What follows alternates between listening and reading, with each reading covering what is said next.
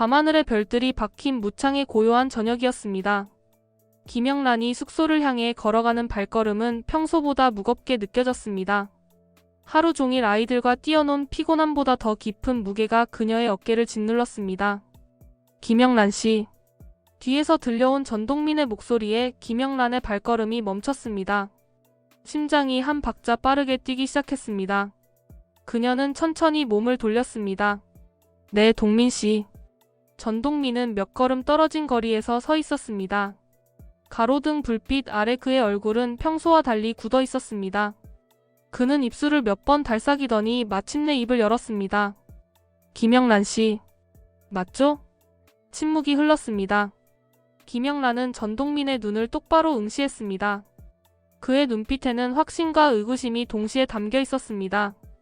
바람이 불어와 김영란의 머리카락을 흩날렸지만 그녀는 미동도 하지 않았습니다. 저택에서 딸기 배달하러 갔을 때 봤어요. 뒷모습이요. 전동민이 말을 이었습니다. 그때 경호원분이랑 똑같았어요. 머리 묶은 모습도 걸음걸이도. 그리고 팔의 흉터까지. 김영란은 천천히 숨을 내쉬었습니다. 거짓말로 덮을 수 있는 상황이 아니었습니다.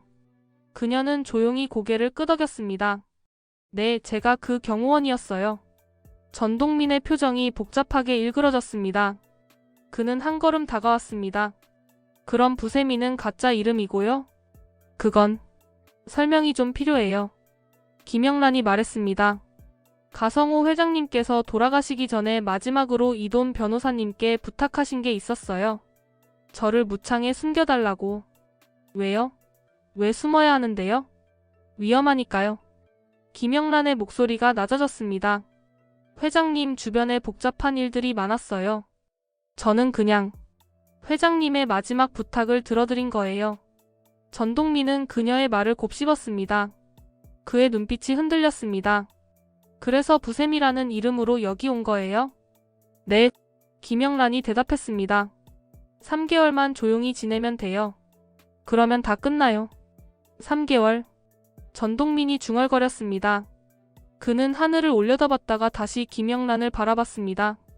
주원이는요? 주원이랑 다른 아이들은 어떡하고요? 김영란의 가슴이 뜨끔했습니다. 제가 책임지고 잘 가르칠게요. 약속해요. 약속이요? 전동민이 쓴웃음을 지었습니다. 이름도 가짜인 사람이 하는 약속을 어떻게 믿어요? 말이 가시처럼 박혔습니다. 김영란은 아무 말도 하지 못했습니다. 한참의 침묵 후 전동민이 먼저 입을 열었습니다. 그냥 조심하세요. 무창은 작은 동네라 소문 금방 퍼져요. 그는 더 이상 아무 말 없이 돌아섰습니다. 김영란은 멀어져가는 그의 뒷모습을 바라봤습니다. 가로등 불빛이 그의 그림자를 길게 늘어뜨렸습니다. 안도의 한숨이 터져나왔지만 동시에 가슴 한편이 무거워졌습니다. 전동민은 더 이상 캐묻지 않았지만 그의 눈빛에 담긴 실망은 거짓말보다 더 아팠습니다. 김영란은 숙소 문을 열고 들어갔습니다. 방 안은 어둡고 차가웠습니다. 그녀는 불도 켜지 않은 채 침대에 앉았습니다. 창밖으로 무창의 밤하늘이 보였습니다. 수많은 별들이 빛나고 있었지만 그 어떤 것도 그녀의 불안을 밝혀주지 못했습니다. 새벽 4시 휴대폰 진동 소리가 고요한 방 안을 깼습니다. 김영란은 잠을 설치다 깨어난 터라 즉시 화면을 확인했습니다. 발신자 표시가 없는 메시지였습니다. 주소 하나만 덩그러니 적혀 있었습니다. 무창에서 50km 떨어진 폐공장이었습니다. 김영란은 침대에서 일어나 재빨리 옷을 갈아입었습니다. 그녀는 가방 속 깊이 숨겨둔 총을 확인한 후 조용히 숙소를 빠져나왔습니다. 새벽 공기는 차갑고 날카로웠습니다. 차를 몰고 어둠 속을 달렸습니다. 헤드라이트가 비추는 좁은 길만이 세상의 전부인 것처럼 느껴졌습니다. 40분쯤 달렸을까 멀리 폐공장의 윤곽이 보이기 시작했습니다. 녹슨 철골 구조물들이 달빛에 으스스하게 드러났습니다. 김영란은 차를 공장 뒤편에 세웠습니다. 그녀는 총을 허리춤에 끼우고 조심스럽게 건물 안으로 들어갔습니다. 깨진 유리창 사이로 바람이 들어와 휘파람 소리를 냈습니다. 지하로 내려가는 계단을 발견했습니다. 한 걸음씩 내려갈 때마다 철제 계단이 삐걱거렸습니다. 어둠이 점점 짙어졌습니다. 지하 창고에 도착했을 때 김영란의 심장은 미친 듯이 뛰고 있었습니다. 어둠 속에서 희미한 실루엣 하나가 보였습니다. 수척하고 초췌한 남성의 모습이었습니다. 회장님? 남성이 천천히 고개를 들었습니다. 수염을 기른 얼굴, 야윈 뺨, 하지만 분명히 가성호 회장이었습니다. 왔군. 가성호의 목소리가 어둠을 가르고 들려왔습니다. 김영란은 한 걸음 다가갔습니다. 예상했던 일이었습니다. 하지만 실제로 살아있는 그를 마주하니 감정이 복잡했습니다. 살아계셨군요. 당연하지. 가성호가 쓴웃음을 지었습니다. 아직 끝나지 않았는데 어떻게 죽을 수 있겠어. 그는 탁자 위에 놓인 서류 뭉치를 가리켰습니다. 앉아. 보여줄 게 많아. 김영란이 의자에 앉아 가성호는 첫 번째 서류를 펼쳤습니다. 15년 전 통화 기록이야. 그의 손가락이 날짜를 가리켰습니다. 예림이가 죽기 일주일 전 가선영의 번호에서 발신된 통화 기록이야. 상대는 알 수 없는 선불폰 번호였어. 확인하셨어요? 했지. 그 선불폰으로 같은 날 청부업자에게 연락이 갔어. 가성호가 다음 서류를 꺼냈습니다.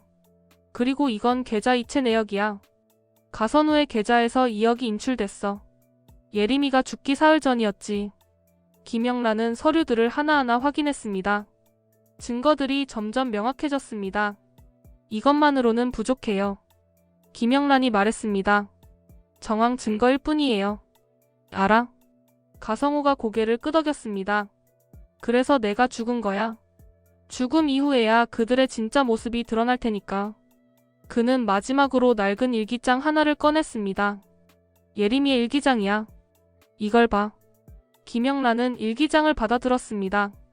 표지는 색이 바랬고 모서리는 헤어져 있었습니다. 그녀의 손이 미세하게 떨렸습니다. 김영란은 조심스럽게 일기장을 펼쳤습니다. 15년 전 한 소녀의 글씨가 눈앞에 펼쳐졌습니다. 초반 페이지들은 평범한 일상이 담겨 있었습니다. 학교 이야기, 친구들 이야기, 가끔 아버지에 대한 그리움이 적혀 있었습니다. 하지만 뒤로 갈수록 글씨체가 흐트러지기 시작했습니다. 마지막 몇 장은 거의 알아볼 수 없을 정도로 휘갈겨져 있었습니다. 이 부분을 봐. 가성호가 특정 페이지를 가리켰습니다. 김영란은 그 페이지를 읽었습니다. 손이 더욱 떨렸습니다. 오늘도 전화가 왔다. 그 사람이 또 협박했다. 아빠한테 말하면 죽인다고. 내가 무슨 짓을 했다고 이러는 거지? 난 아무것도 안 했는데. 무서워. 너무 무서워. 다음 페이지도 비슷한 내용이었습니다. 더 이상 못 참겠어. 경찰에 가야 하나? 아니야, 그러면 정말 죽을지도 몰라. 그 사람이 그랬어. 절대 말하지 말라고. 하지만 협박자의 이름이 적혔을 부분은 깨끗하게 찢겨져 있었습니다. 누군가 의도적으로 제거한 흔적이었습니다. 이 일기장을 어디서 구하셨어요? 예림이 친구가 보관하고 있었어. 가성호가 답했습니다. 경찰 조사 때 제출하지 않았던 거지. 무서워서. 김영란은 일기장을 덮었습니다. 가슴이 답답했습니다. 분명 가시 남매와 연관이 있어. 가성호의 목소리에 분노가 묻어났습니다. 그들을 더 압박해야 해. 진범을 끌어내야 해. 어떻게요? 당신이 상속자로서 권한을 행사하는 거야. 그들을 궁지로 몰면 반드시 실수할 거야. 김영란은 고개를 끄덕였습니다. 임무는 명확했습니다. 알겠습니다. 그런데 그녀가 주변을 둘러봤습니다. 여기 계속 계실 건가요? 아니. 가성호가 일어섰습니다. 며칠 후 다른 곳으로 이동할 거야. 연락이 필요하면 내가 먼저 하지.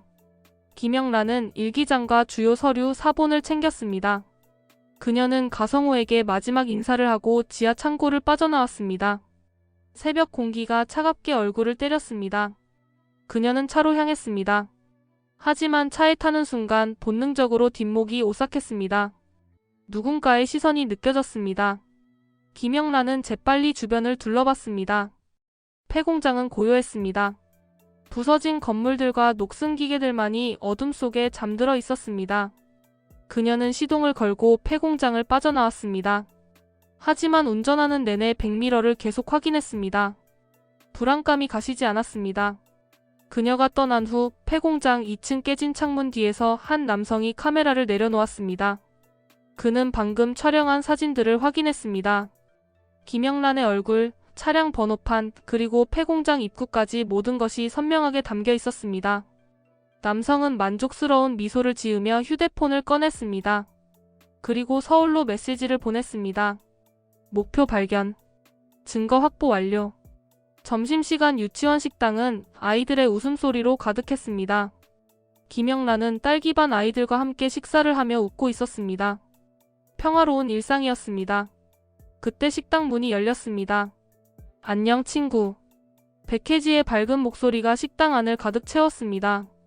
그녀는 발레 동작처럼 우아하게 김영란에게 다가왔습니다. 천진난만한 미소를 지은 채로. 김영란의 표정이 굳었습니다. 애들아, 선생님 잠깐 나갔다 올게. 김영란이 아이들에게 말했습니다. 백혜지는 김영란의 귀에 바짝 다가와 속삭였습니다. 오늘 새벽 어디 갔었어? 김영란의 심장이 멎는 것 같았습니다. 하지만 그녀는 침착하게 아이들에게 먼저 가 있으라고 한 뒤 백혜지를 밖으로 끌고 나갔습니다. 복도에 둘만 남자 김영란이 날카롭게 물었습니다. 무슨 소리예요? 폐공장. 무창에서 50km 떨어진 곳. 백혜지가 웃으며 답했습니다. 그리고 거기서 누군가를 만났잖아. 김영란의 얼굴이 창백해졌습니다. 어떻게? 어제 네 트렁크에서 봤어. 폐공장 임대 계약서. 백혜지가 어깨를 으쓱했습니다. 호기심이 생기더라고. 그래서 새벽에 몰래 따라갔지. 얼마나 봤는데? 건물 밖에서만 지켜봤어. 백혜지가 손을 흔들었습니다. 안심해. 누구 만났는지는 몰라. 그냥 네가 들어갔다가 나온 것만 봤어. 김영란은 백혜지의 어깨를 움켜잡았습니다. 절대 누구한테도 말하지 마. 무서워. 백혜지가 장난스럽게 말했습니다. 그래, 비밀 지켜줄게. 대신? 나도 비밀 하나 알려줄게. 백혜지의 표정이 진지해졌습니다. 가선영이 무창에 사람 보냈어. 뭐? 사립탐정이야. 어제부터 무창 돌아다니면서 수소문하고 있어. 백혜지가 김영란의 손을 꼭 잡았습니다. 조심해, 친구. 김영란은 즉시 이돈에게 연락을 시도했지만 여전히 연락이 닿지 않았습니다. 그녀는 스스로 해결해야 했습니다. 저녁 무렵 무창 슈퍼 앞에 검은색 승용차가 멈춰 섰습니다. 차에서 내린 남성은 서울에서나 볼 법한 정장 차림이었습니다. 그는 슈퍼 안으로 들어갔습니다. 실례합니다. 남성이 카운터에 서 있던 김정화에게 다가갔습니다. 혹시 이 사람 아세요? 그는 휴대폰 사진을 보여줬습니다. 김영란의 얼굴이었습니다. 김정화는 사진을 힐끗 보더니 고개를 저었습니다. 모르는데요? 부샘이라는 유치원 교사인데요. 이 동네에 있다는 정보를 받았습니다. 유치원 선생님이요? 김정화가 어깨를 으쓱했습니다. 우리 딸 유치원 안 다녀서 잘 모르겠는데요. 남성은 의심스러운 눈빛으로 김정화를 바라봤지만 더 이상 묻지 않고 슈퍼를 나갔습니다. 김정화는 즉시 휴대폰을 꺼내 전동민에게 전화를 걸었습니다. 동민아, 큰일 났어. 서울에서 정장 입은 남자가 부쌤 사진 들고 찾아다녀. 전동민은 유치원으로 달려갔습니다. 김영란을 발견하자 그는 숨을 헐떡이며 말했습니다. 쌤, 누가 쌤 찾으러 왔어요? 서울에서. 김영란의 표정이 굳었습니다. 그녀는 이돈에게 다시 연락을 시도했지만 여전히 연결되지 않았습니다. 어떡하죠? 전동민이 물었습니다. 제가 알아서 할게요. 김영란이 침착하게 답했습니다. 그날 밤 김영란은 탐정이 묵고 있는 여관을 찾아냈습니다. 그녀는 건물 뒤편으로 돌아가 비상계단을 통해 2층으로 올라갔습니다. 탐정의 방 문은 잠겨 있었습니다. 하지만 김영란에게는 문제가 되지 않았습니다. 그녀는 헤어핀으로 자물쇠를 열고 조용히 안으로 들어갔습니다. 방 안에는 각종 서류와 사진들이 탁자 위에 펼쳐져 있었습니다. 김영란은 조심스럽게 자료들을 확인했습니다. 그런데 그 순간 그녀의 손이 멈췄습니다. 사진 한 장이 눈에 들어왔습니다. 오늘 아침 폐공장 외부를 촬영한 사진이었습니다. 그리고 그녀의 차량 번호판이 선명하게 찍혀 있었습니다. 젠장. 김영란은 사진을 챙겨 넣고 재빨리 방을 빠져나왔습니다. 심장이 미친 듯이 뛰었습니다. 그녀는 곧바로 차를 몰고 폐공장으로 향했습니다. 한밤중 폐공장은 어둠에 잠겨 있었습니다. 김영란은 차에서 내려 서둘러 건물 안으로 들어갔습니다. 계단을 내려가는 발걸음이 떨렸습니다. 지하 창고에 도착했을 때 그녀는 얼어붙었습니다. 아무도 없었습니다. 가성호의 모습은 보이지 않았고 아침에 있던 서류들도 모두 사라졌습니다. 텅 빈 창고는 고요했습니다. 김영란은 천천히 안으로 들어갔습니다. 탁자 위에 쪽지 하나만 덩그러니 놓여 있었습니다. 그녀는 쪽지를 집어들었습니다. 가성호의 필체였습니다. 안전한 곳으로 이동. 연락할 때까지 기다릴게. 김영란은 안도의 한숨을 쉬었습니다. 하지만 동시에 불안했습니다. 탐정이 폐공장까지 추적했다는 것을 가성호도 알아챈 것이 분명했습니다. 그녀는 창고를 둘러봤습니다. 혹시 놓친 흔적이 있는지 확인했습니다. 다행히 가성호가 있었다는 직접적인 증거는 남아있지 않았습니다. 김영란은 쪽지를 주머니에 넣고 조용히 창고를 빠져나왔습니다. 계단을 올라가 1층에 도착했을 때 그녀는 멈춰 섰습니다. 멀리서 헤드라이트 불빛이 보였습니다. 누군가 폐공장으로 오고 있었습니다. 김영란은 재빨리 판단했습니다. 정면으로 나가면 마주칠 수밖에 없었습니다. 그녀는 건물 뒤편으로 달렸습니다. 부서진 기계들 사이로 몸을 숨긴 김영란은 숨을 죽였습니다. 차량이 건물 앞에 멈춰 섰습니다. 차에서 2명의 남성이 내렸습니다. 여기가 확실해? 네, 오늘 아침 여자가 여기 들어갔습니다. 탐정의 목소리였습니다. 그리고 함께 온 남성은 가선우였습니다. 김영란은 이를 악물었습니다. 그들이 건물 안으로 들어가는 것을 지켜본 후 그녀는 조용히 자신의 차로 향했습니다. 시동을 걸지 않고 중립으로 차를 밀어 충분히 멀어진 후에야 시동을 걸었습니다. 그리고 어둠 속으로 사라졌습니다. 다음날 오전 무창 2선 유치원 앞에 고급 세단이 멈춰 섰습니다. 차에서 내린 가선영은 선글라스를 벗으며 유치원을 올려다봤습니다. 한 비서가 그녀 뒤를 따랐습니다. 원장실에서 서류를 정리하던 이미선은 급히 김영란을 불렀습니다. 사모님, 가선영 교수님이 오셨어요. 김영란은 침착하게 원장실로 향했습니다. 문을 열자 가선영이 창가에 서서 무창의 풍경을 바라보고 있었습니다. 어서 오세요. 가선영이 천천히 돌아섰습니다. 그녀의 입가에 냉소적인 미소가 걸렸습니다. 시골 교사 놀이는 재미있어, 김영란? 무슨 일로 오셨어요? 가선영은 가방에서 서류를 꺼내 탁자에 내려놓았습니다. 유 원장이야. 네가 못 본 부분이 있더라고. 김영란이 서류를 집어들었습니다. 특정 조항에 형광펜이 그어져 있었습니다.